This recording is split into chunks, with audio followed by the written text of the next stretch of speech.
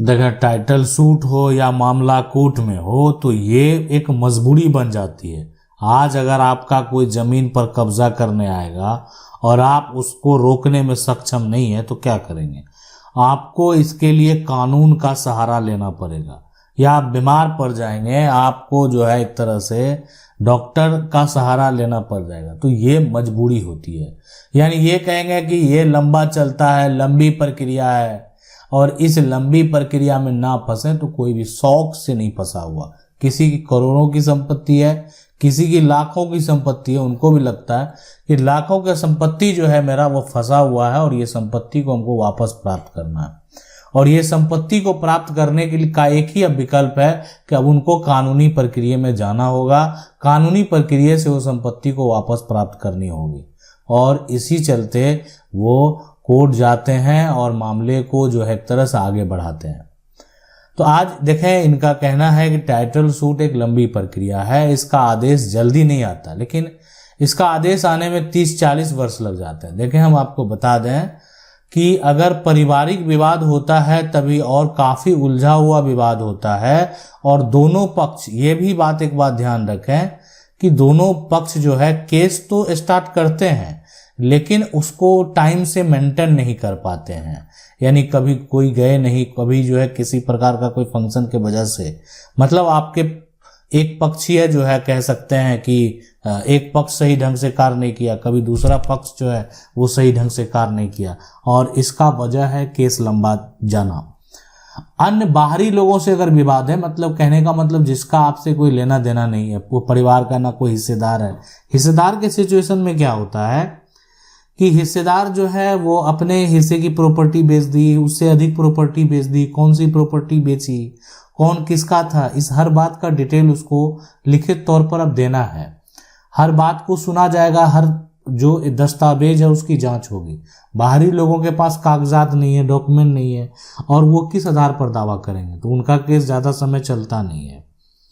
उसके बाद यहाँ पर जो है किसी को जो है सरलतम रूप से फैसला नहीं दिया है। टाइटल सूट को जो है यहाँ पर सरलतम एवं न्यूनतम समय में आदेश देने के लिए सरकार को एक कठोर कदम उठाना चाहिए ताकि लोगों को जो परेशानी से बचें। बिल्कुल देखें, सरकार के बाद बहुत बार जो है पहल किया गया है कि केस को जो है जल्द से जल्द खत्म किया जाए। और आज अभी वर्तमान स्थिति जो है, अगर आप लड़ाई शुरू करते हैं और सही ढंग से रहेंगे तो आप कह सकते हैं कि 3 साल जो है ये मैक्सिमम हो गया, आप सारा प्रक्रिया कर सकते हैं। लेकिन ठीक है, उससे अधिक भी चल सकता है। कुछ ऐसा कारण हो गया आपके क्षेत्र में, मान लेते हैं आपका जो सिविल न्यायालय है, अब वहां पर ऐसा सिचुएशन उत्पन्न हो गया कि थोड़ा आगे बढ़ सकता है। लेकिन ये हम आपको बता दिए, इतना समय में आपका केस तो खत्म होना ही है। लेकिन थोड़ा अब क्या होगा, मजबूरी हो जाता है। और मजबूरी क्यों होता है? ताकि लोग फंस जाते हैं। किन्हीं का जमीन कब्जा किया हुआ है, किन्हीं का जमीन का जो है रसीद कटा लिया है, किन्हीं का जमीन का फर्जी केवाला कर दिया है, तो क्या करेगा? अगर मजबूरी है तो करना पड़ेगा, जाना पड़ेगा। अब बीमार होंगे, डॉक्टर के पास जाना पड़ेगा, तो ये मजबूरी के चलते जाना पड़ता है। अगला सवाल है सर, खतियानी जमीन, बाबा 3 भाई थे, एक जो है अपना बाबा के 2 बेटे थे, जो एक मेरे पिता और एक चाचा का कोई बेटा नहीं था, 4 बेटी थी। एक प्लॉट में जो मेरी चचेरी बहन 2010 में मेरे हिस्से भी एक तरह से मां से लिखा लिया, और 2021 में दूसरा जो है व्यक्ति को बेच दिया गया, मेरा हिस्सा भी। कोई उपाय बताइए। देखें क्या होता है कि अगर मान लेते हैं कोई भी जमीन जो है वो अगर खतियानी जमीन है और खतियानी दादा परदादा का खतियान है, अब यहाँ पर जमीन है लेकिन बाबा जो है 3 भाई है, ठीक है। एक अपना बाबा का जो है यहाँ पर 2 बेटा। अब ये बाबा अगर इनको कह रहे हैं तो बाबा जो है इनको यहाँ पर 2 बेटा थी, ये भी बेटा और ये भी बेटा। एक हो गए इनके पिता, मान लेते ये इनके पिता हैं। अब एक जो है चाचा का कोई बेटा नहीं था, 4 बेटी थी। अब एक प्लॉट में जो मेरी चचेरी बहन है, चाचा की बेटी है, मेरा हिस्सा भी जो है माँ से लिखा लिया और 2021 में दूसरे व्यक्ति को भेज दिया। हम आपको बता दें, कोई खतियानी अगर जमीन है तो ये बाबा का जितना भी संपत्ति होगा इनके दोनों बेटों को में बराबर बटेगा। तो अगर इनका मान लेते हैं 4 बेटी है तो 4 बेटी को पूरा अधिकार है कि वो अपने पिता के हिस्से की प्रॉपर्टी को बेच सके। मतलब उनका जितना शेयर बनता है, कानूनी अधिकार बनता है, उतना वो बेच सकते हैं, उतना बेचने से आप उनको नहीं रोक पाएंगे, इसलिए उनका वो कानूनी अधिकार बनता है। और कभी भी वो जमीन का पार्टीशन का दावा करके जमीन ले सकती है।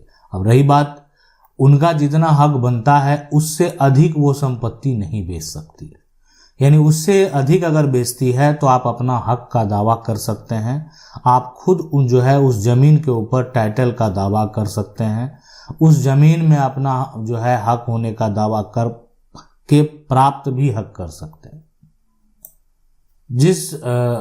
यदि जो है ना, हम जिस जमीन पर 40 वर्ष से खेती कर रहे हैं, अब ये जमीन का टुकड़ा है, 40 वर्ष जो है यहाँ पर 40 वर्ष से खेती कर रहे हैं, जमीन किसी और व्यक्ति के नाम पर हो और उस व्यक्ति की जमीन हमारे नाम पर हो, तो वह व्यक्ति उस जमीन का बदला जो है करने की मांग करे और हम जो है सहमत नहीं है तो क्या करें। तो देखें, ऐसा कंडीशन, ऐसा सिचुएशन की अगर बात करें तो ऐसी सिचुएशन में क्या होने वाला, समझने वाली बात है, जानने वाली बात है कि ये जो जमीन है ना, इस पर मान लेते हैं हम जो है 40 वर्ष से यहाँ पर अब खेती कर रहे हैं, ठीक है, और जमीन किसी और व्यक्ति के नाम जो है अगर हो गया है, कोई कारणवश जैसे भी हो गया, नाम पर हो, अब वो जब दावा कर रहा है जमीन हमारे नाम पर हो, तो वह व्यक्ति उस जमीन का बदला करने की मांग कर रहे हैं, हम सहमत नहीं है। देखें, बदलेन प्रक्रिया में जो है ना सहमत नहीं है तो कानूनन वो जमीन वापस तो करनी पड़ेगी। देखें, कागजात आप उनका जमीन को कब्जा किए हुए हैं, वो आपका जमीन को कब्जा किए हुए हैं, यही इसका मतलब हुआ। बदलेन का मतलब क्या होता है? बदलेन अगर आपने भविष्य में आपको करना या पूर्वज के द्वारा किया गया तो उसका कागजात तैयार करा लेते, ये जमीन उनको एक तरह से लिख देते और उनसे जो है अपना जमीन लिखवा लेते। लेकिन जो हुआ मौखिक हुआ।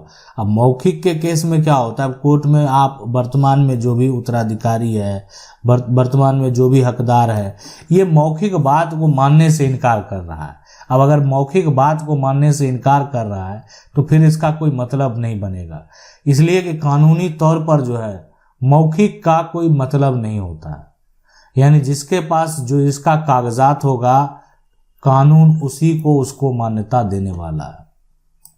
अगला सवाल है, सर मेरा जमीन में कब्जा 60 वर्ष से अधिक है, साथ में रिकॉर्ड में भी मध्य प्रदेश शासन के 60 वर्ष से अधिक कब्जा है, हर साल की नकल एवं खसरा खतौनी भी है, लेकिन एसडीएम ने पैसा लेकर रिकॉर्ड सुधार दिया और जो है यहाँ दूसरे पक्ष के नाम जमीन जो है चढ़ा दी। समस्या है कि मेरी जो है यहाँ पर जो रजिस्ट्री ना तो शासन के पास मिल रही है और ना ही मेरे पास मिलने के कारण यहाँ पर जो है आग लग गई थी एक बार, जिससे काफ़ी नुकसान, सारा कुछ जल गया और 3-4 बार चोरी भी हुई। रजिस्ट्री कहाँ गई? मध्य प्रदेश जो है शासन यहाँ पर छतरपुर जिला में संवाद 1917 से जो है संवत 1925 तक रिकॉर्ड उपलब्ध नहीं है। इस कागज को निकालने का खूब प्रयास किया लेकिन शासन के पास नहीं है। ऐसी स्थिति में क्या, शासन ने 2024 में रिकॉर्ड सुधार करके एसडीएम उनके नाम जमीन चढ़ा दी। मैंने एसडीएम कोर्ट में केस किया। देखें, मामले को जो है सिविल कोर्ट में ले जाएं, ठीक है, और सिविल कोर्ट में ले जाने के बाद क्या होगा, जो आपको कागजात नहीं दे रहे हैं उनके ऊपर भी केस फाइल करें। अभी हो सकता है मान लीजिए आप ढूंढने में विफल रहे हो, आपको एक नोटिस उनको भी भेजना है। कल को अगर कोर्ट का आदेश आएगा, देखें जमीन आपके पास है और आपके पास ये सबूत है, प्रूफ है, और आज वो जमीन का कागजात अगर नहीं निकल रहा है तो वो सरकार का डिफॉल्ट है। अब सरकार को दिखाना होगा कि आखिर इसका कागजात कहाँ गया, कहीं तो आप रखे होंगे, कभी तो इस जमीन का कोई दाखिल खारिज हुआ होगा, सारा रिकॉर्ड निकालने का आदेश होगा, मिलेगा आदेश, और जैसे ही मिलेगा देना पड़ेगा उनको, जो भी उनके पास होगा। वर्तमान में या उससे पहले उस जमीन का क्या हुआ करता था, कौन लगान जमा करता था, सबसे बड़ी बात है लगान कौन जमा करता था, पहले कौन किया, वो कौन लोग थे लगान जमा करने वाले, किसके परिवार के लोग थे, ये तमाम चीजें की जानकारी मिलेगी। घबराने की जरूरत नहीं है। तो यहाँ पर जो अपने नाम पर कागजात करा लिया उसके नाम पर भी केस फाइल कर दें और साथ में उनको भी पार्टी बना दें जो कि आपको कागजात नहीं दे रहे हैं, उनको देना पड़ेगा। आशा करते हैं वीडियो अच्छा लगा होगा। वीडियो को लाइक जरूर कर दें। चैनल को पहली बार देख रहे हैं, सब्सक्राइब करके जो बेल आइकन है उसको जरूर दबा लें। मिलते हैं अगले वीडियो में, तब तक के लिए जय हिंद।